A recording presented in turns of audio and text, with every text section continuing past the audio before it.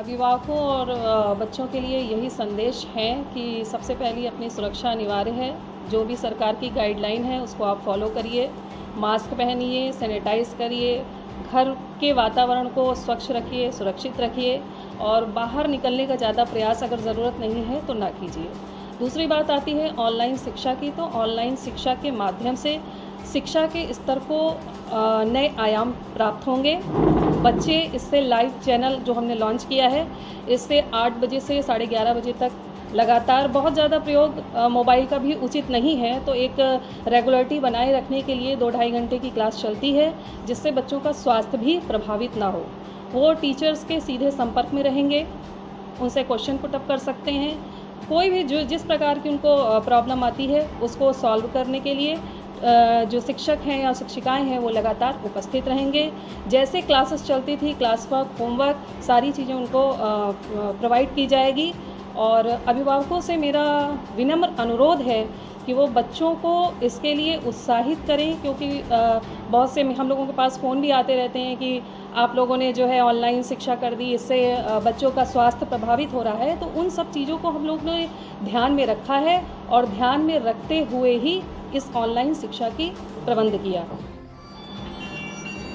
सर्वप्रथम तो मैं ये कहना चाहूँगा, जो वर्तमान हमारे कोरोना वायरस का एक महामारी का प्रकोप चल रहा है, इसमें पूरे देश में और प्रदेश में अगर प्रभावित कोई व्यवस्था हो रही है तो वो बच्चों की शिक्षा व्यवस्था ही प्रभावित हो रही है, जो कि बहुत है।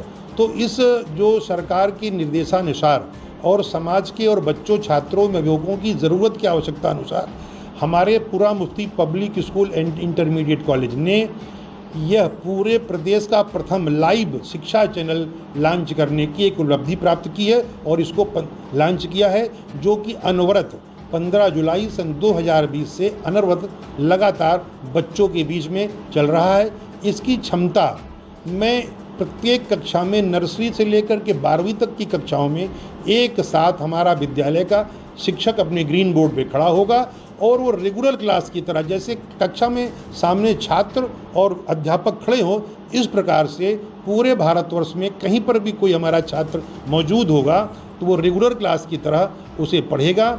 हमारा शिक्षक, संबंधित शिक्षक उसे बताएंगे और बच्चे अपनी किसी प्रकार के क्वेश्चन को क्रॉस क्वेश्चन कर सकेंगे।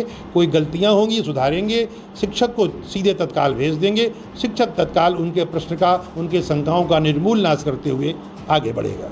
सर, ये जो सुविधा विद्यालय परिषद द्वारा या विद्यालय प्रबंधन द्वारा स्टूडेंट्स के लिए, बच्चों के लिए दी गई, सर ये कोरोना काल तक ही चलेंगे, उसके बाद नहीं? ये क्योंकि लॉन्च ये अस्थाई व्यवस्था है, ये पूरा मुफ्ती पब्लिक स्कूल की अस्थाई व्यवस्था है, ये आजीवन व्यवस्था है। इसमें कभी कोरोना काल में तो इसकी अत्यंत आवश्यकता है, लेकिन बाद में भी हम बच्चों का होमवर्क, शिक्षा वर्क या किसी प्रकार का कोई भी अन्य वर्क होगा, हम बच्चों के पास सीधे या उनके संबंधित माता पिता, अभिभावकों के पास सीधे पहुँचा सकते हैं, जिसमें कभी भी ब्रेक और उत्पन्न नहीं होने की गुंजाइश है। तो दर्शक ये भी जानना चाहें, क्या ये आपका प्रथम स्कूल है या अन्य स्कूलों में भी ये सुविधा चलाई? नहीं, जो लाइव चैनल है, मैं और विद्यालयों के बारे में तो कुछ नहीं कह सकता हूँ।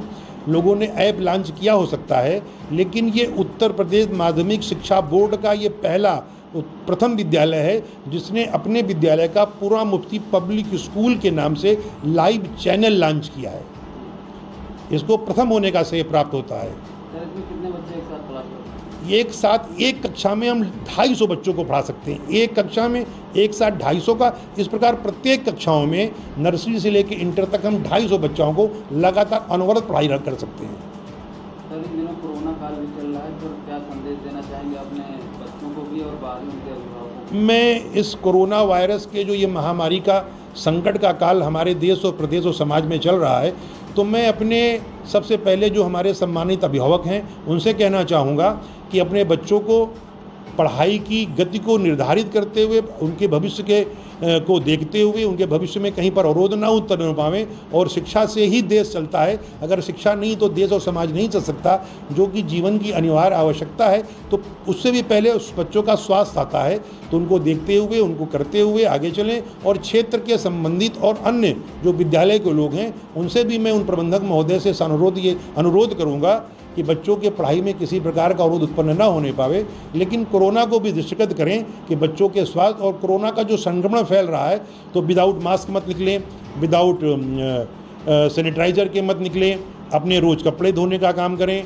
और जो इम्यूनो सिस्टम में जो हमारे आयुर्वेदिक तमाम काढ़े बने हुए हैं, जो हमारे सरकार, सेंट्रल गवर्नमेंट और स्टेट गवर्नमेंट उसको प्रमोट भी कर रही है, विज्ञापनों में भी आ रहा है, अखबारों के माध्यम से भी आ रहा है, टीवी चैनलों के माध्यम से आ रहा है, उसका यूज करें। जैसे अभी हम लोगों ने जो कोरोना चाय पी है, तो मैं सभी लोगों से चाहूँगा कि वो अपने जीवन के काल में कोरोना से संबंधित शारीरिक क्षमता बढ़ाने का कार्य करने का काम करें, जिससे हर कीमत पे कोरोना आ रहे।